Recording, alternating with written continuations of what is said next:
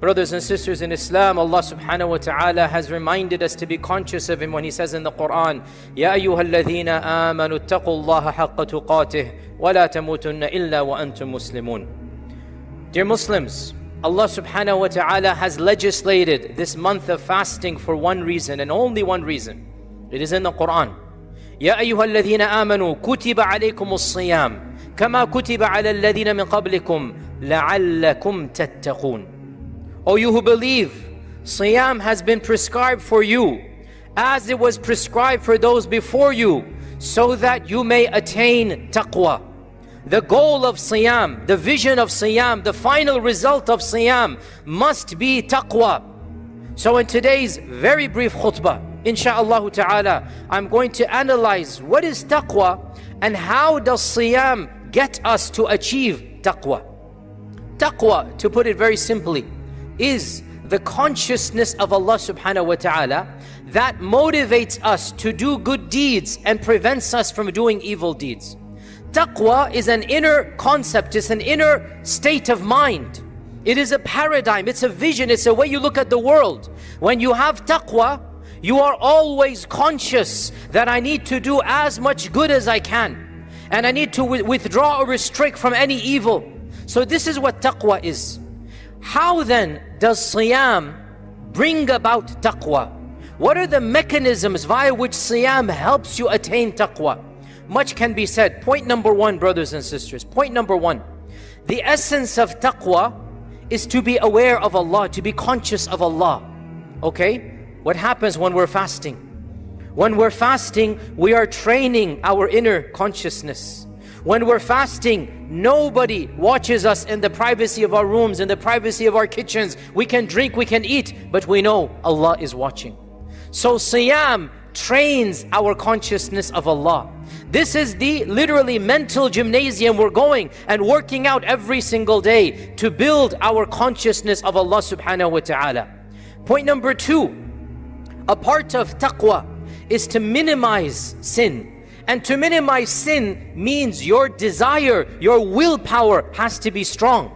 What happens in Siyam? You are exercising your willpower. We're all thirsty right now. We all have caffeine withdrawal right now. We're all hungry right now. But our will is stronger than our hunger. Our will is stronger than our desire to break our fast. And so once again, in the gym of Ramadan, we are working out our willpower. We are strengthening our willpower. If we can stop from eating and drinking in the daytime right now, wallahi, we can stop our sins when the month is over. If we can develop our willpower now to not drink, and it's hot outside and we're thirsty and we're going to work, surely you and I can give up smoking, drinking, other haram habits. We can give up these things. We are showing Allah we can give up the halal. Surely we can give up the haram. That is the second mechanism of achieving taqwa. Number three, when it comes to taqwa, one of the main thamara or fruits is that we draw closer to Allah with our rituals. Our salah, our dua, our dhikr, our Quran. Well, guess what Ramadan does? Ramadan, it causes all of us to raise the bar of our rituals. Every one of us, we pray a little bit more. We give charity. We read Quran. We do dhikr. We are doing constant dua every night in qiyam every night before we break the fast. And so in this month of Ramadan, one of the gym routines we are doing, one of the repetitions we're doing is the repetition of increasing the rituals. If we can worship Allah 2, 3, 4 hours a day non-stop, we're praying and we're doing qiyam and whatnot, surely when Ramadan is over, we can also raise the bar. So this is point number 4. In Ramadan, we raise the bar of our rituals. Point number 5, brothers and sisters, of the essence of taqwa. And our Prophet ﷺ called it the Ra'sul Amr, or the crux of the matter, is to be patient, to have sabr. Sabr and iman go hand in hand. Sabr and taqwa go hand in hand. And what does Ramadan do if it doesn't teach you sabr? Ramadan teaches you to be patient. What is patience? To not act when you want to act. What is patience? When an emotion comes, you control it. So what is Ramadan? The emotion of hunger comes, the emotion of anger comes. And what did our Prophet ﷺ say? If somebody curses you, gets angry at you when you're fasting, say, Allahumma inni sa'im, control that. So, Ramadan, Siyam, it trains you on sabr.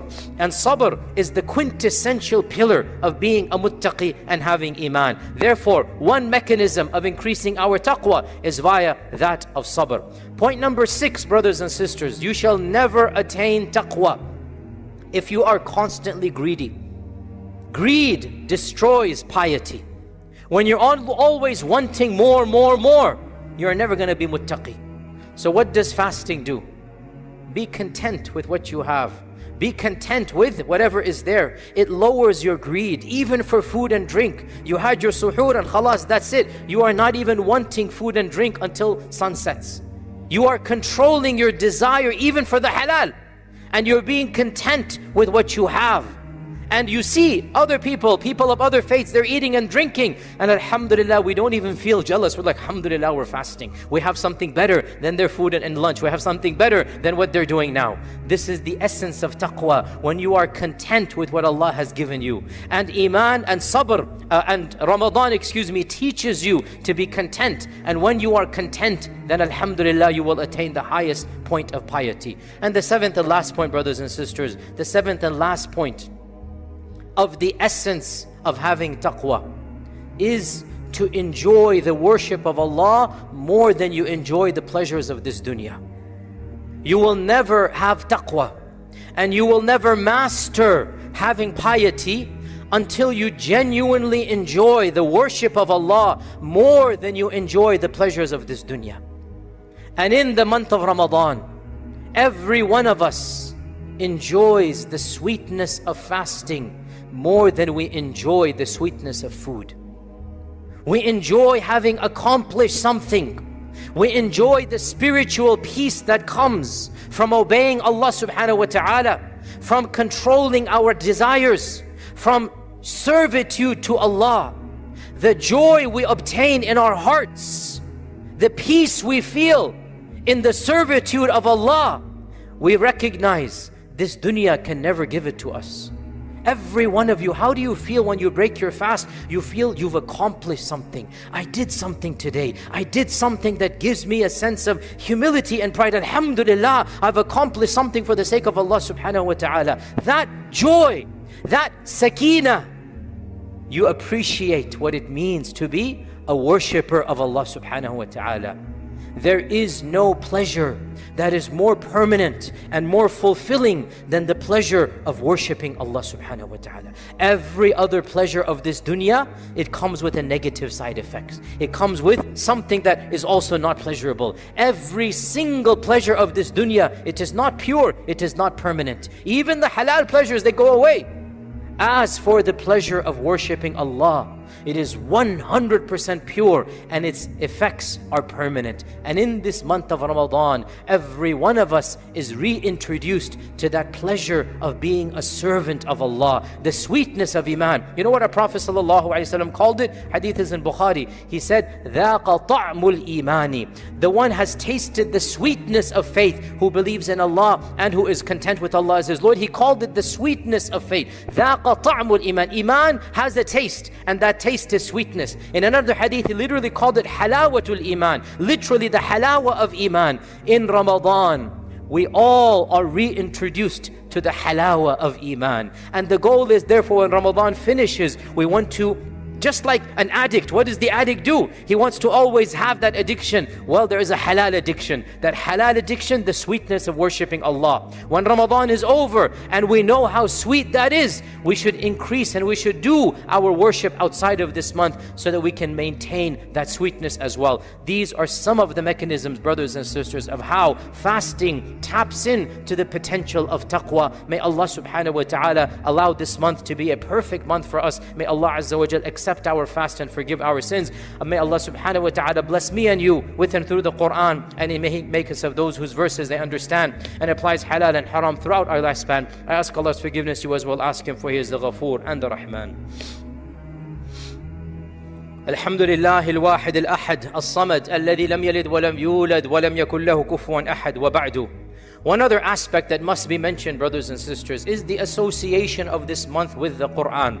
The Quran and Ramadan go hand in hand since the very beginning of time. Allah subhanahu wa ta'ala says, شَهْرُ رَمَضَانَ الَّذِي أُنزِلَ فِيهِ الْقُرْآنِ. The month of Ramadan is when the Quran came down. Then Allah says, whoever is there in the month of Ramadan should fast. Allah mentions Quran before He mentions fasting. The association of this month with the Quran is stronger than its association with fasting. Inna anzalnahu fi laylatil qadr. We sent this Quran down on Laylatul Qadr. So the revelation of the Quran, the association of the Quran with this month is a constant theme from the beginning of time. And since the beginning of this ummah, Quran and Ramadan have always been together. We learn in the traditions, Jibreel himself would come down every single night, and our Prophet ﷺ would recite the Quran to him and then listen to it from him. He would recite a whole juz at least, and then he would listen to Jibreel as well. And this is the basis of our practice of reciting in Taraweeh. And of course our Prophet would also pray long qiyam as well.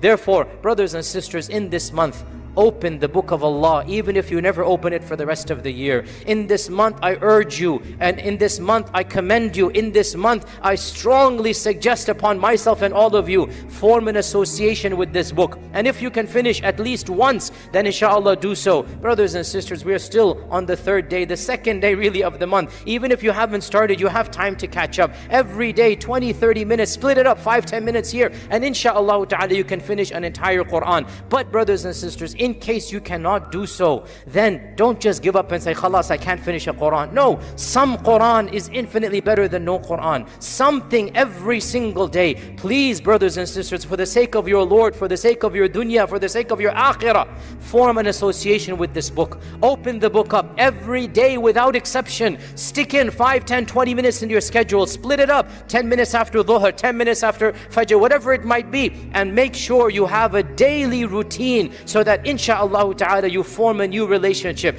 Try to finish the entire book. If you cannot do so, don't let shaitan come to you and say, oh, I cannot finish the whole Quran. Still, do whatever you can. Do 20 juz, do 15 juz, do 10 juz. Something is better than nothing. Just form a relationship with the Quran in this month. Insha'Allah ta'ala, it will bring about a level of peace and sakina that will last you for the rest of the year.